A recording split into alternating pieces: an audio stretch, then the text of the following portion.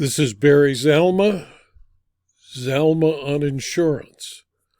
I'm an attorney who is retired from the practice of law and now spend my time as an insurance claims consultant and expert witness, an author, and producer of these videos.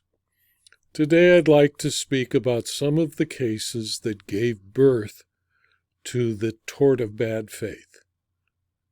We'll start with Silberg versus California Life Insurance Company, a 1974 decision of the California Supreme Court. In Silberg, the court noted that the insurer advertised an accident policy with the phrase, quote, "protect yourself against the medical bills that can ruin you," close quote. It issued an accident policy to Mr. Silberg. The policy excluded injuries covered by workers' compensation. Silberg was injured while performing incidental services at his place of employment. His employer's compensation carrier denied coverage. Mr. Silberg found himself with substantial medical bills which California Life also refused to pay. California Life claimed that no payments were required to be made until the question of workers' compensation coverage had been resolved. The court held that the insurer could have made the payments required under the policy, and if workers' compensation were later determined to be applicable, a lien against the award could have been filed. Even when California Life proved that withholding payment until the conclusion of the compensation coverage litigation was common and consistent with custom in the insurance industry, it found that following such a practice did not absolve the insurer of its obligation under the covenant of good faith and fair dealing. It said, quote, "The scope of the duty of an insurer to deal fairly with its insured is prescribed by law and cannot be delineated entirely by customs of the insurance industry." Close quote. The court concluded, under the circumstances, defendant's failure to afford relief to its insured against the very eventuality insured against by the policy amounts to a violation as a matter of law of its duty of good faith and fair dealing implied in every policy.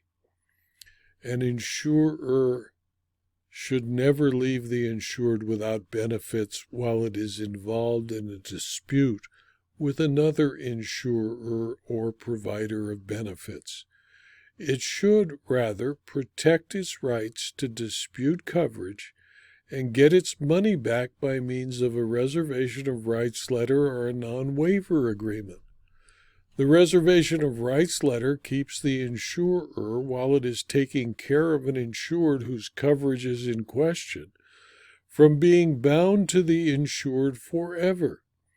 It allows the insurer unilaterally to give itself the opportunity to complete a thorough investigation, determine whether coverage applies, and then if it does not apply, withdraw its benefits and even seek return of what it has paid. The non-waiver agreement is a contract where both the insured and the insurer agree that while the insurer is investigating, neither party waives the rights available under the contract. Insurers may also use a device known as a loan receipt, where it loans the benefits to the insured without admitting liability. The insurer can recover later from the other insurer or person responsible. Thus, both the innocent insured and the insurer are protected, taking a technically correct position on an insurance policy without seeing the adverse effects this can bring on the insured can result as did the Silberg case in a verdict for tort damages.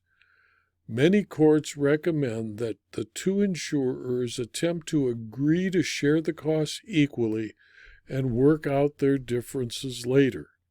If such an agreement cannot be reached, then the company you represent as either an adjuster or a lawyer should front the money under a reservation of rights, take an assignment from the insured, and sue in the insured's name the other insurer for all the money paid plus damages incurred by the insured.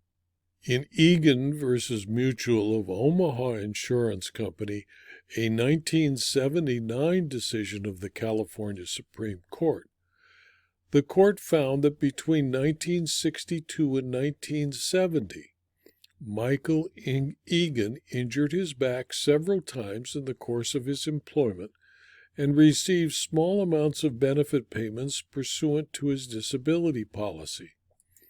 He returned to his employment despite his injuries.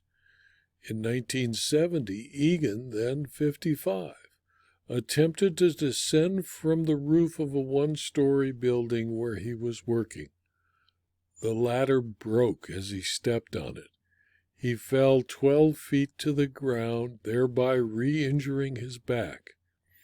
In November 1970, a representative of Mutual Omaha and its claims manager visited Egan at home and advised Egan that he would receive no more benefit payments since Egan was not really disabled, but was merely having difficulty finding work. Egan denied the allegations and expressed his concern. The claims manager called Egan a fraud. After cutting off his payments, the claims staff of Mutual of Omaha continued to harass Egan in an attempt to get him to turn in his disability policy. Egan, understandably upset, sued for compensatory and punitive damages due to Mutual of Omaha's failure to adequately investigate the plaintiff's claims under a disability policy. The duty to thoroughly investigate applies to liability insurers as well as first-party insurers. The court found that a tort of bad faith existed against the first-party insurer Mutual of Omaha because it dealt improperly with its insured. The court stated, quote, "We are unable to see any logical reason why an insurer should owe a greater duty to third persons dealing with the insured than it owes to its own insured, the party with whom it contracted and from whom it accepted premiums for protection. The duty imposed upon insurers is based in major part upon the reasonable expectations of the policyholder and should be deemed to be owed in the first instance to the policyholder." Close quote. Mutual of Omaha argued that it should only be liable for a breach of the covenant where it wrongfully denies a claim knowing it has no reasonable basis for doing so. The court rejected this argument with a summary and restatement of the applicable law. Quote, "Restatement of Torts, Section 909, which provides punitive damages can properly be awarded against a principal because of an act of an agent if, but only if, A, the principal authorized the doing and the manner of the act, or B, the agent was unfit and the principal was reckless in employing him, or C, the agent was employed in a managerial capacity and was acting within the scope of employment, or D, the employer or a manager of the employer ratified the act." Close quote. Egan was allowed to retain both compensatory and punitive damages as a result of the bad faith conduct of the insurer, since he was able to prove the 4 elements required by the California Supreme Court. The California Supreme Court previously addressed the extent of the duties imposed by the implied covenant in liability insurance policies. It further held that the insurer, when determining whether to settle a claim, must give at least as much consideration to the welfare of its insured as it gives to its own interests.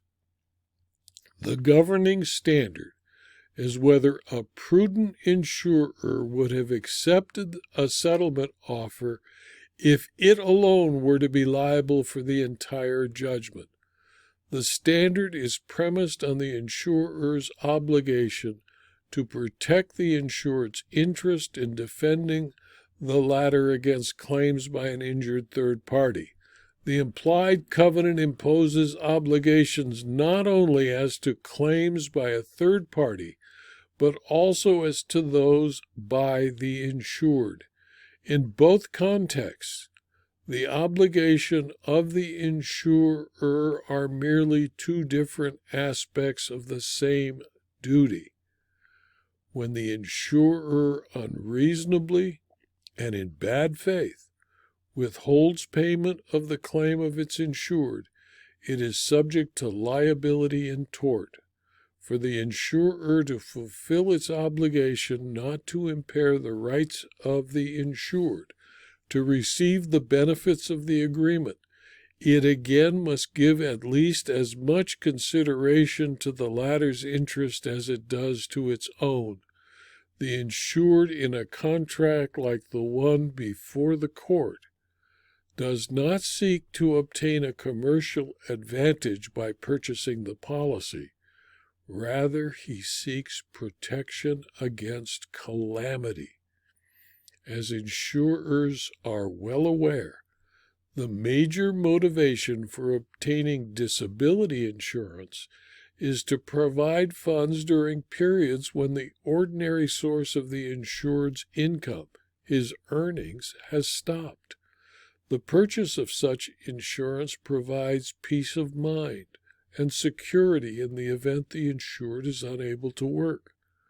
To protect these interests, it is essential that an insurer fully inquire into possible bases that might support the insured's claim. The courts recognize that distinguishing fraudulent from legitimate claims may occasionally be difficult for insurers, especially in the context of disability policies. However, an insurer cannot reasonably and in good faith deny payments to its insured without thoroughly investigating the foundation for its denial. The courts justified the extension of tort remedies to an insured injured by an insurer's unreasonable conduct by emphasizing the special nature of the insurance relationship. A policy of insurance is purchased to obtain security and peace of mind. This need for peace of mind has been found to create a special relationship between the insurer and the insured, which involves trust and confidence in and dependency on the insurer. Public interest and the imposition of a fiduciary-like responsibility on the part of the insurer compelled the courts to create the tort of bad faith. An insurer is sometimes considered to be like a fiduciary, although it is never a true fiduciary to its insured. For example, in Framathalito v. Fire Insurance Exchange, a 1986 decision of the California Supreme Court, Mr. Framathalito was arrested and tried on charges of insurance fraud. The evidence against him gathered by the Fire Insurance Exchange and police authorities was damning.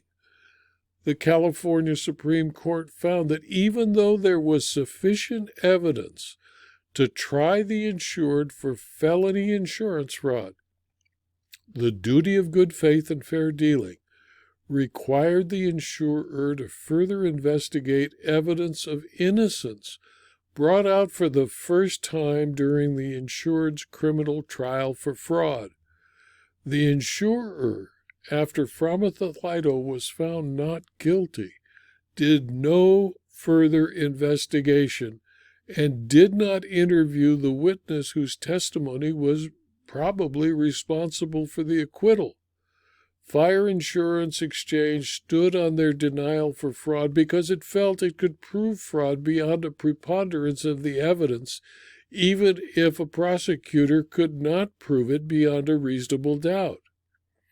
The Supreme Court found what Fire Insurance Exchange had done up to the acquittal was proper, but that the failure after the acquittal to do more investigation to establish the right of the insured to the benefits of the insurance could be proved to be a tortious act of bad faith. Recent decisions of the courts of appeal have clarified earlier decisions, which use the word fiduciary to indicate the relationship between an insured and its insurer is a special one, akin to, but not, a fiduciary relationship that exists between an executor and the beneficiaries of an estate, but make clear that it is not a fiduciary relationship. Historically, the tort of bad faith flirted with torts outside of the insurance contract. More recently, the Supreme Court reiterated that it has cautioned courts to exercise great care in considering whether to extend the exceptional approach taken in the insurance bad faith cases to another contract setting. It is and will continue only to be available in the insurance setting. This video was adapted from my book, Zelma on Insurance Claims, Part 106, Second Edition, which is available as both a Kindle book and a paperback from Amazon.com. If you found this video to be interesting or useful to you or your colleagues, please pass it on. It's free. And please subscribe to my Rumble channel, my YouTube channel, and to my blog so that you can be advised of future blog postings and future videos. Thank you for your attention.